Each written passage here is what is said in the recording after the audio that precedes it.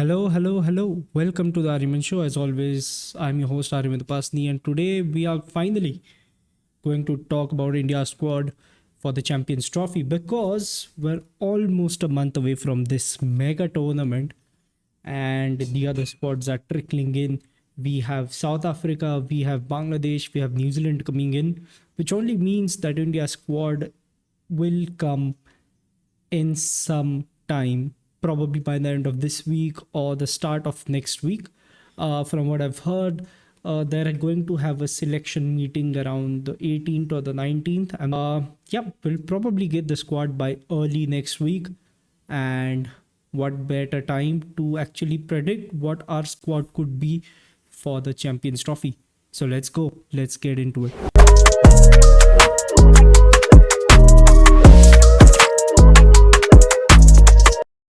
All right, so we're finally seeing some ODI action after a pretty long time.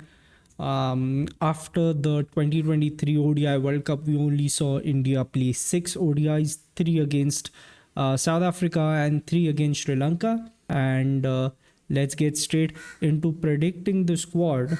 And for me, this squad is going to be pretty similar to how we had it in the 2023 World Cup because those combinations really work for us, and I don't think there's really any need for us to experiment around it.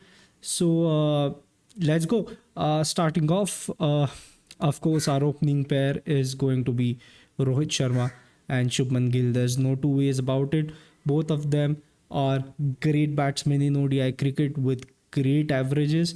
And of course, when we are trying to select this squad for the 2025, we're going to be mainly looking at how India did in 2023, how these players did in the 2023 World Cup. In 2023 and ever since then, if you look at the numbers, Rohit Sharma and Shubman Gill, superstars, they've done extremely well for India. And without a doubt, they are my opening pair. Of course, I will have Yashasvi Jaiswal as a backup opener in my squad because I don't think there's any need to explain. He's done well in T20s, he's done well in Test cricket, and the ODI format is the only one where he has not debuted. So this is probably going to be his maiden call. Is he going to play in the 11? I'm not sure. I'll come to my predicted 11 in some time. But yep, he is my backup opener in the squad. Moving down, you have Virat Kohli, who is a non-negotiable player. He is in the team, even if he has not been in great form in Test cricket as of recently. And then you have Shreyas Iyer and KL Rahul as well. Shreyas Iyer, he has been brilliant in the Vijay Hazare Trophy. And he played pretty well, of course, in the ODI World Cup in 2023. And even the matches following, he did decently. And like I said, in the recent domestic tournaments, he's done extremely well. So he is in my squad. No doubt about that. KL Rahul is not only my middle order batsman, he's also my number one choice keeper. And he comes over Rishabh Pant, who is my second keeper for this squad. Now the reason for this is pretty easy to understand. KL Rahul, in my opinion, and I feel that the selectors will feel this way also, is that KL Rahul is a much better batsman than Rishabh Pant when it comes to ODIs. Don't get me wrong, Rishabh Pant is a great batsman, but there's just something that hasn't clicked for him yet, and that is why when you look at the averages, KL Rahul just goes up above him. Now here comes the dilemma, right? A lot of people I talked to were saying probably it's going to be Sanju Samson who will be selected, but I don't think it will be. For me, Rishabh Pant is somewhat superior to Sanju Samson, and I think even the selectors will feel that. Even if Sanju's average might be a little bit up, I'm not sure. I think they're almost neck to neck. But even if his average might be a little better than Rishabh Pant is still a middle order batsman primarily. Sanju Samson is a top order batsman, and you don't have any place at the top order to play him. That is one reason why Rishabh Pant over Sanju Samson. And number two, of course, Rishabh Pant is a much more regular player for Team India. He's kept wickets for us regularly. So he kind of becomes our automatic choice, and he also becomes our second keeper for the squad along with KL Rahul. Now, moving towards all rounders, I think India will go with one fast bowling all rounder and one spin bowling all rounder. And I'm pretty sure you already know the names. It's Hardik Pandya and Ravindra Jadeja. These two guys, you can't leave them out. Hardik Pandya, before the T20 World Cup, he had some injury concerns and he was out for quite some time. But after he came back, he's played a lot of domestic white ball cricket as well, and he looks in really good form. So Hardik Pandya is a natural selection for me. Even if this is 50 overs cricket, I am sure he can bowl 10 overs, and if not 10, he can at least give you 5 to 6 good overs. And even if it's just 5 to 6 overs, it kind of eases the pressure of the main bowlers. So it does the job, and he bats really well. So he's a natural selection for me. Ravindra Jadeja, great fielding. He's great in batting, and he's a great bowler as well.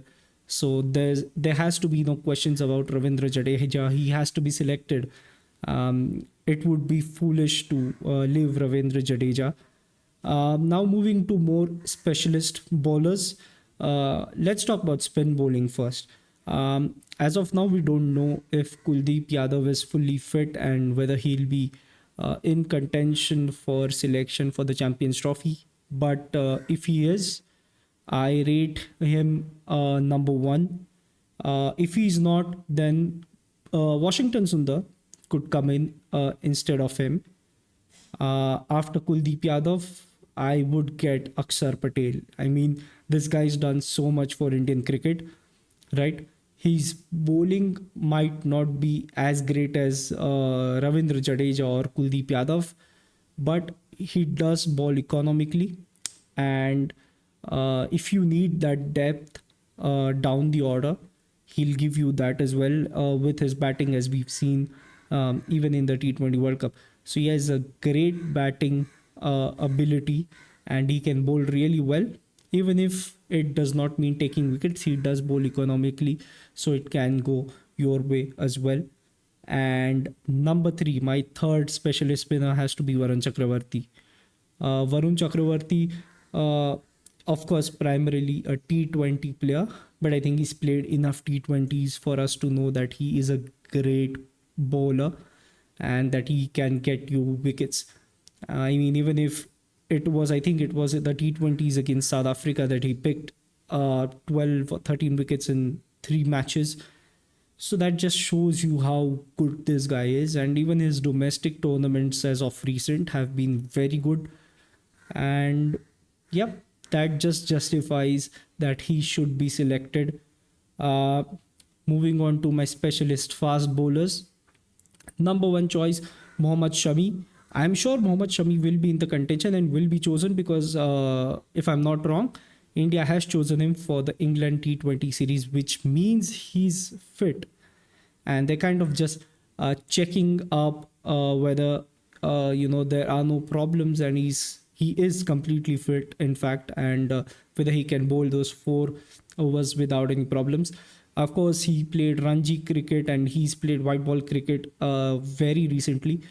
So I don't really have doubts about his fitness, and I'm sure he'll be in contention for the Champions Trophy squad, and therefore Shami is one of my specialist fast bowlers, followed by Jasprit Bumrah. Now again, Jasprit Bumrah had a back spasm in the last test match of the Border Gavaskar Trophy, and we haven't had any updates since then. So you don't know how his fitness is going to be. He's rested from the T20 squad, which I felt was fair because of how grueling the last entire series was for him. So yes, if he is fit and if he is in contention, Jasprit Bumrah is the man. But if in case Jasprit Bumrah is not fit and he is not in contention for that, the only person, I think the only bowler who can replace him has to be Mohammad Siraj. And for me, the third specialist fast bowler has to be Arshdeep Singh. I mean, he's done a lot for us in white ball cricket, especially T20 cricket. He also played a few ODIs in between. He played county cricket. Of course, that does not count since that's red ball and this is white ball. So that's not really a good comparison to make. But he's bowled a lot. He's taken a lot of wickets. And even, how can I forget the Vijay Hazare tournament that's going on right now? He is the leading wicket taker. So that says a lot about how he is performing right now. And under the current circumstances, it's a no-brainer.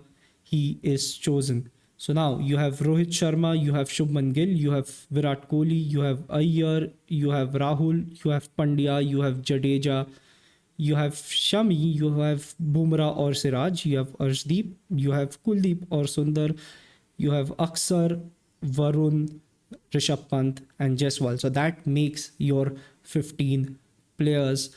I am pretty sure that the actual score that comes in some time will be very close to this. I mean, you can maybe see a couple of surprises. I mean, the Gautam Gambhir effect, he does give you a few surprises along the way. But I hope the surprise is not too far from this. Moving on to the reserves that we can take with us to UAE for this tournament. My bowling reserve has to be Mukesh Kumar. He swings the ball very nicely. I've been his fan ever since he's played. I've talked about him a lot in my podcast as well. And I just love how the guy bowls. So, yep, definitely he is going to be a fast bowling reserve.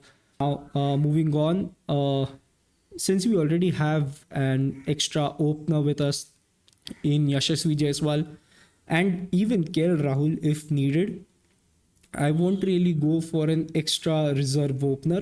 Instead, I'll go for a middle order batsman. And considering the recent form of all the players that's been going around and how they're performing in domestic white ball cricket, one name pops up: Karun Nair.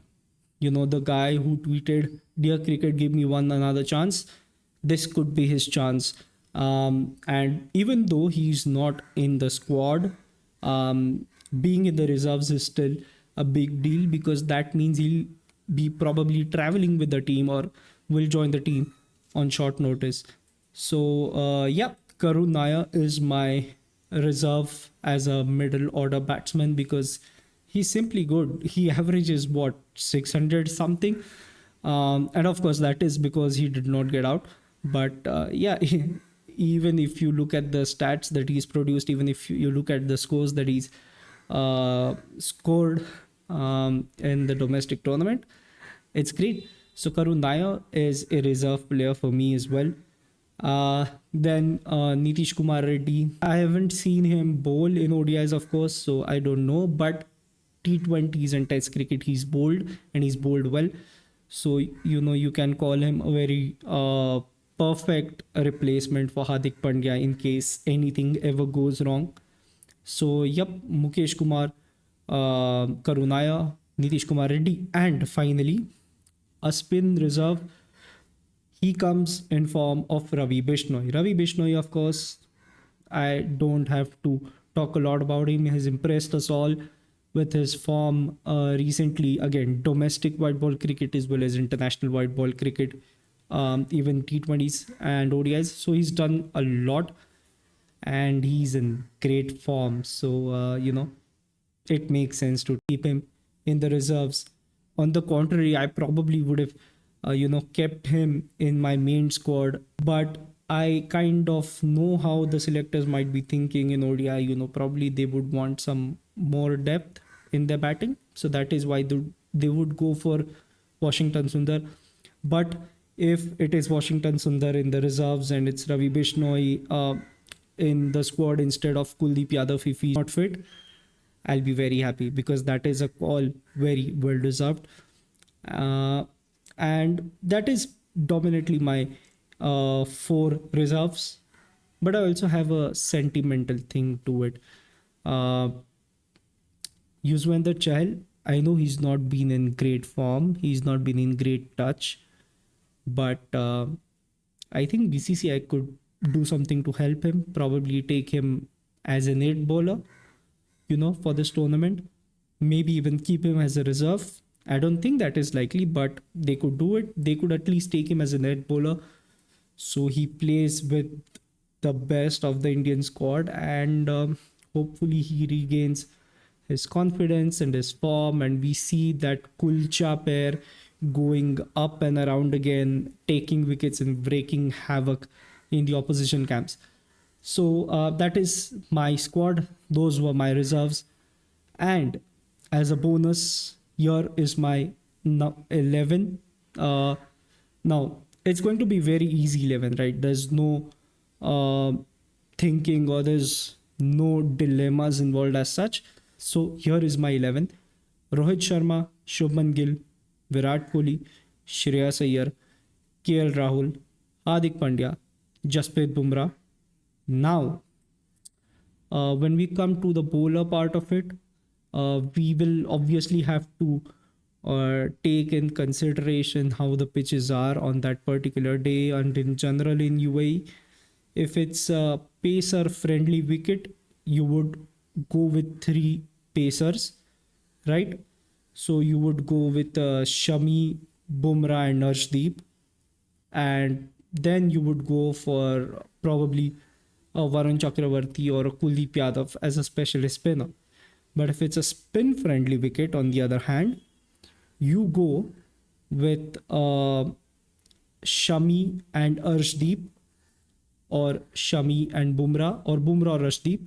And if Bumrah is out of the contention and it's Mohammad Siraj instead of Bumrah, then it has to be Shami and Arshdeep. Otherwise, you can obviously do a Bumrah Arshdeep or a Bumrah Shami combination for that. So 2 pacers, and then you get Kuldeep Yadav and Varun Chakravarti. So that is my squad for the Champions Trophy 2025. Those were my 4 reserves and my 11 as well.